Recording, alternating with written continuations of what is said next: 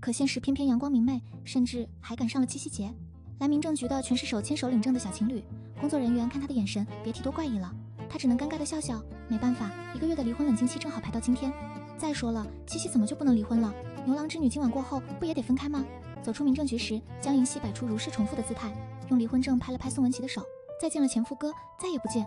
他等着看他慌神的表情，可宋文琪想都没想就拒绝了他的告别。明天是工作日，还得上班，以后没人叫你起床，9点打卡，别迟到了。说完，他转身就走，留给他一个潇洒的背影。江银熙站在原地，气得牙痒痒，惹到他算是踢到棉花了。以前还能不让他进卧室，现在只能忍着。第2天，他踩着点打卡，在楼下碰到宋文琪，他只是淡淡瞥了他一眼，就转身上楼。江银熙心里冷笑，行，你小子比我冷漠多了。其实他们也不算多尴尬，因为根本没人知道他和宋文琪结过婚。回顾这段感情，基本就是他主动追她，被动接受。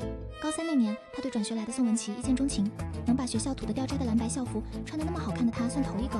为了能和他在一起，他每天背书到凌晨3点，就为了和他考同一所大学。上大学后，他继续倒追。宋文琪不是没拒绝过，可他说的是对不起，我家很穷，我配不上你。这话除了激起他的怜惜之外，只能换来他一句不是的，你就是世界上最好的人。他但凡贬低他一句，他都能立马死心。可宋文琪长相太出众，脑子太好使，高中还没毕业就保送了大学，各种竞赛奖学金拿到手软。他一个颜控加慕强的人，清楚自己这辈子算是逃不掉了。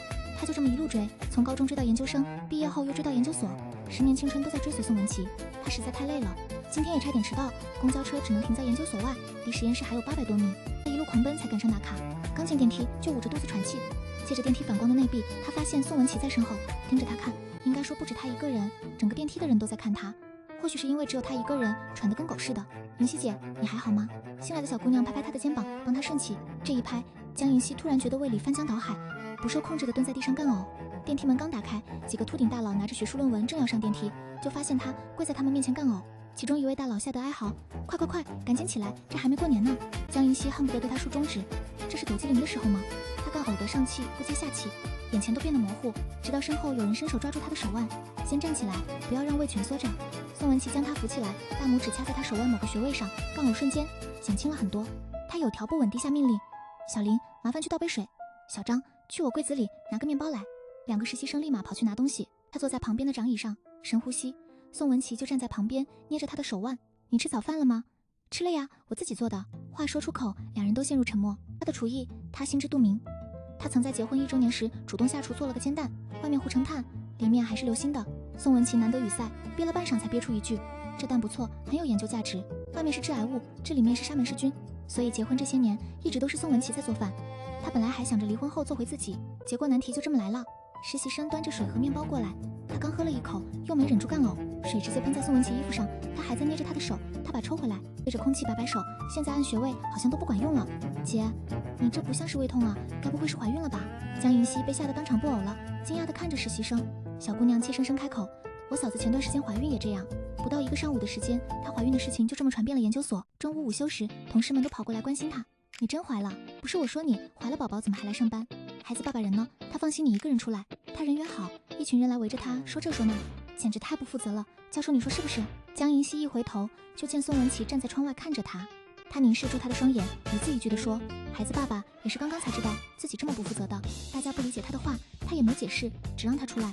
江银熙走到走廊，耷拉着脑袋，不知道为什么下意识心虚，可能是因为最后几次那啥，好像都是他缠着他玩花样，最后2个人都不记得到底有没有做错事。你……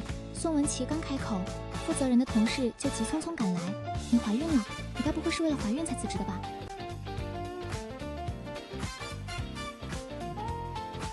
你要辞职？和人事聊完交接手续，已经到了下班时间。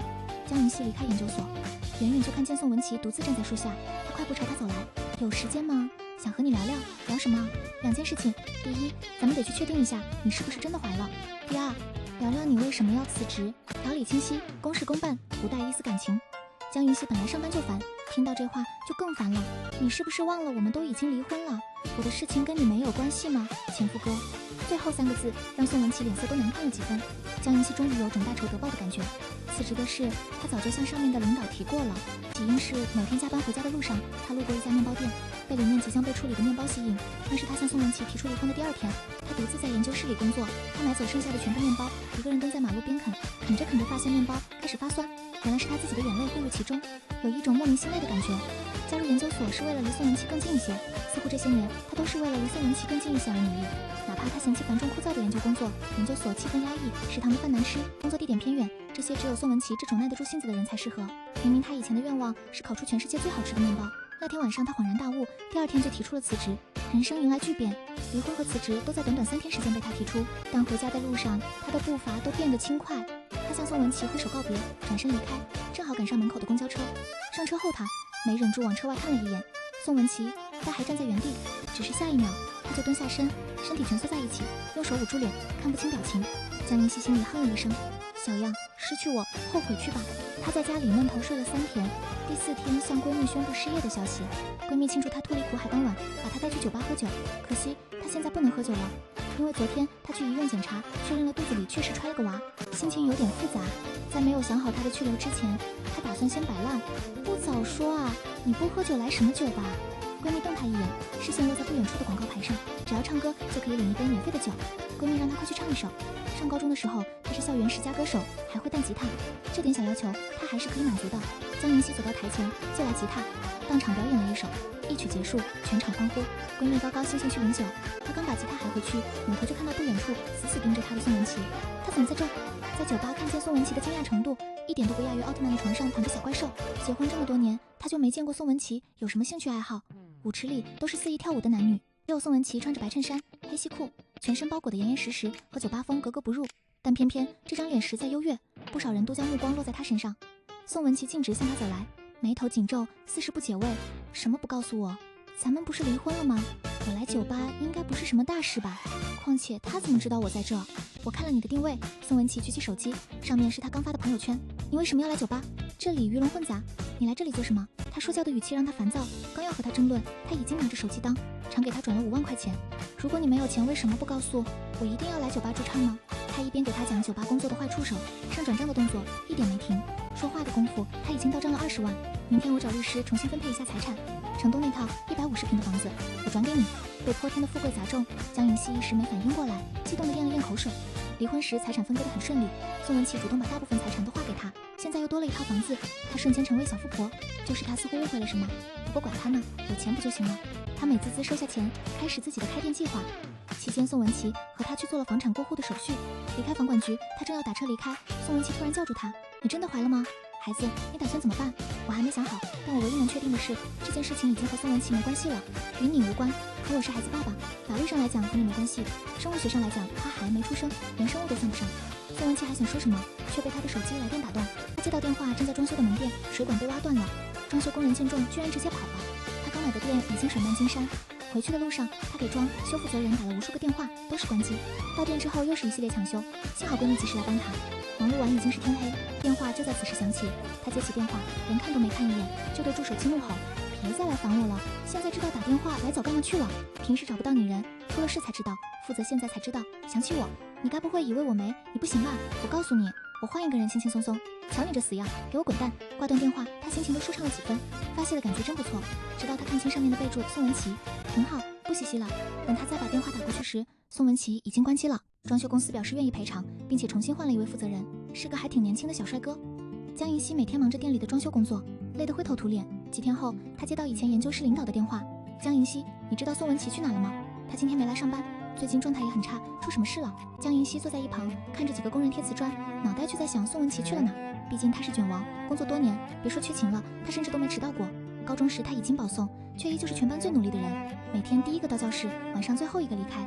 有一次，他好不容易找到机会，让宋文琪陪他在江边散步，他紧紧抱着他，将头埋进他的颈窝里。他听见他含糊不清的一语：“靠一会就靠一会，对不起。”结婚时，他曾见过宋文琪的父亲，古板又严肃的男人。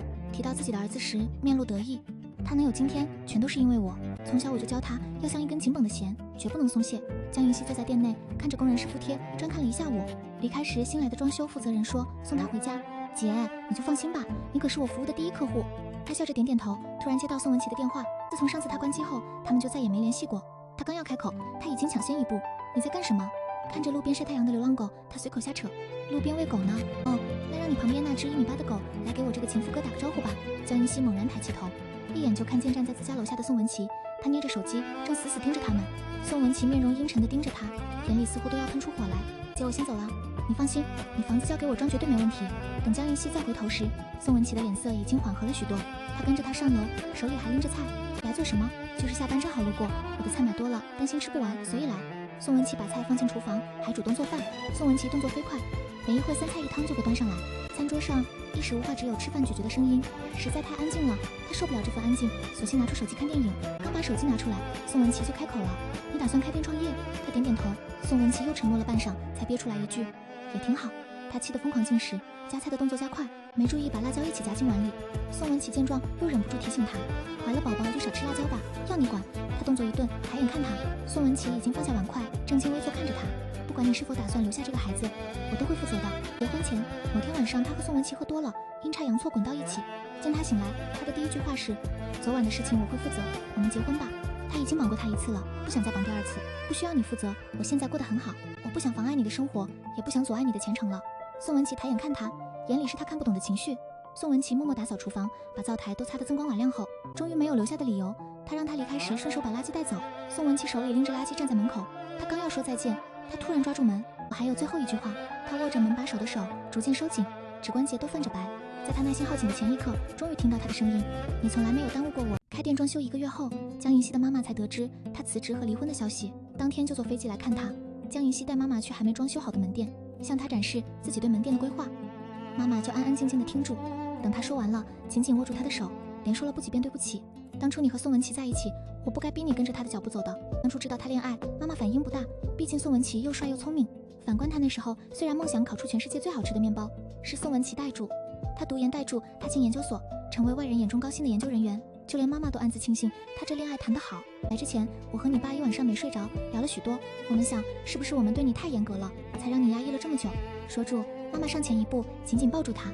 这次看你才发现，你憔悴了好多。对不起，做住不喜欢的工作一定很累吧？这次无论你做什么，妈妈都支持你。江银熙鼻头一酸，泪水模糊视线，趴在妈妈肩头小声抽泣。他实在没好意思告诉妈妈，憔悴是因为他昨天晚上打游戏打到凌晨3点。妈妈拍着他的肩膀，不断安慰他，没事的，失去宋文琪也不怕，妈妈给你找个更好的。有点难长这么好看还这么聪明的事再不多见啊。尤其和研究所某些前同事比起来，宋文琪帅得鹤立鸡群。每次需要拍摄宣传照之类的，领导都会让他出镜，毫无意外的颜值担当。再难，妈妈也一定帮你。你别哭了。江银熙一边哭泣一边摇头，妈妈难过地紧紧抱着他。就这么放不下吗？一定要是他吗？他终于忍不住推开妈妈，委屈开口：“不是的，妈，你踩我脚了。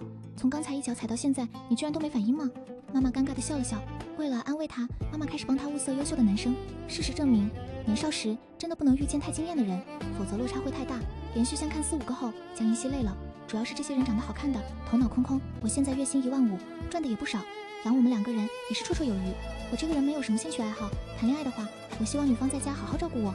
对不起，我4年前月薪就比你高了。另外，我不会做饭。我几年前月薪就比你高了。另外，我不会做饭。男人四目相对，久久无话。离开时他听到，他小声嘀咕：“怎么可能呢？一个女人不会做饭就算了，还赚这么多钱，这钱肯定来路不正。”懒得和他争论，他走出咖啡厅，正要散散步，突然看见不远处的宋文琪，他旁边还站着一个女人。他下意识看今天的日期，原来是休息日，也许就是出来见朋友的吧。都离婚了，和他又有什么关系呢？脚步慢得像乌龟。今天是个阴天，好像随时都会下雨。要是离婚那天也是这种好天气就好了。不行，还是太在意了。他又悄悄回头看了一眼，不看还好，这一看就和宋文琪对上视线。这下老实了，居然被抓包了。宋文琪怔愣片刻，直接向他走来。要下雨了，我送你回家吧。两人并肩走在一起，天空不知何时下起小雨。江一熙突然想起去年的某天，他在街上买东西，看了2对甜甜蜜蜜的情侣从他面前轻易地走过，脑子一抽，给宋文琪发消息：如果我变成了蟑螂，你还会喜欢吗？他的回复很简短：要下雨了，带伞了吗？早点回来。很好，很有宋文琪的风格。从他嘴里听到情话，简直比登天还难。他实在不善言辞，但他漂亮的脸蛋弥补了这一点。他收起手机，赶回家，刚进小区，就见宋文琪急匆匆带着伞出来。他问他去哪，他明显很着急，停下来时气都还没喘匀。我以为你没带伞来接你。你傻呀，没伞？我不知道，给你打电话吗？但你没回我消息。说这话的时候，他甚至从他的语气里听到几分委屈的意味。到家后，他才拿出手机，发现宋文琪在回复完2分钟后又发来消息。为什么不回我消息这么突然？难道现在就变蟑螂？那你会不会被水冲走？算了，我还是来接你吧。这消息有种独属于宋文琪的冷幽默感，他不会说情话，他的关心都藏在那些日常的叮嘱中。能带我去你的店里看看吗？宋文琪突然停下脚步，眸光中带着隐隐的期盼。他点点头带他去他的店，店内硬装已经结束，就等着桌椅柜台到。或他没有进去，只是站在门外看着他。他刚准备向他介绍，他已经开口了：挺好的，我没有拖累你，你从来没有拖累过我。话说完，他自己都疑惑了，他们到底在干嘛？离了婚不是应该老死不相往来吗？她问闺蜜，两个已经离婚的人还能聚在一起好好说话是为什么？闺蜜正在打游戏，连头都没抬就说了句：还能因为什么？会复婚吧？不可能！她脱口而出，脑袋都摇成拨浪鼓。手机里传来游戏失败的声音，闺蜜将手机扔在一边气，鼓鼓地瞪她：是相亲你是不去的，前夫哥，你是能好好聊天的，别忘了你现在肚子里还有一个，要不你先去打了再说话。江银熙立马捂住肚子，紧张的后退。我怕痛，生孩子更痛。闺蜜生气地踹她小腿一脚。两人正在打闹，隔壁店铺的老板敲了敲她的玻璃门：打扰了我研发的新品红枣糖水，要来尝尝吗？闺蜜是有乌鸦嘴天赋的，没过多久，江银熙的店真的被砸了，但不是隔壁老板，而是他妈给她介绍的某位相亲对象。这位相亲哥让她印象非常深刻，请她喝20块钱的奶茶，换了3个支付软件，又从包里掏出7块钱的现金。她看不下去，自己付了钱，顺便请了他那一杯。谁知这人竟然说：早说你付钱啊，那我就点那杯最贵的尝尝了。这话就连点单的小妹妹听了都白眼直翻。其实我平时不爱喝这些，我喜欢务实的女人，女人才会喜欢这种华而不实的东西。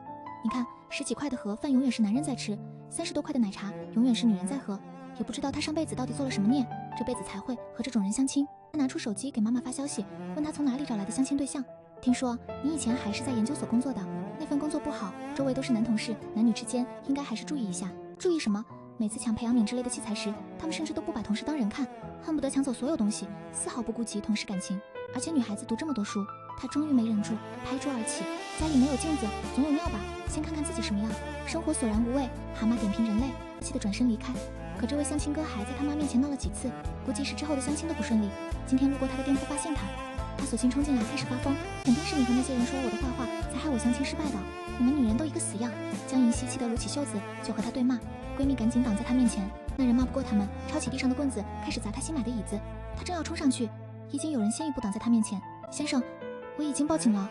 宋文琪抓住那人的手往身后一摆，相亲男立马疼得哀嚎。他没想到他会出现在这里，还没来得及感动，相亲男就哀嚎着求饶，让宋文琪松手。宋文琪真的松手了，谁知下一秒，男人一拳打在他的太阳穴上，让你松你就松，怎么这么单纯？这一拳砸得不轻，宋文琪直接倒在地上，被紧急送到医院。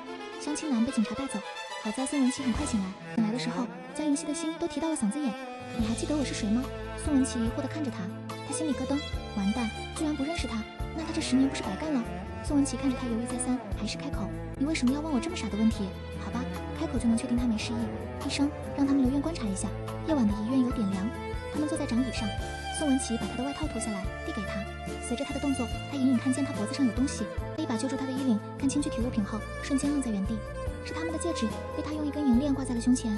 为什么不把戒指卖了？他悻悻地收回手位，自己刚才的鲁莽懊悔。买都买了，就当是留个纪念吧。他靠在墙壁上，思绪忍不住回到他们结婚前。宋文琪说他会负责，虽然不是他想听的话，但确实做了他想做的事情。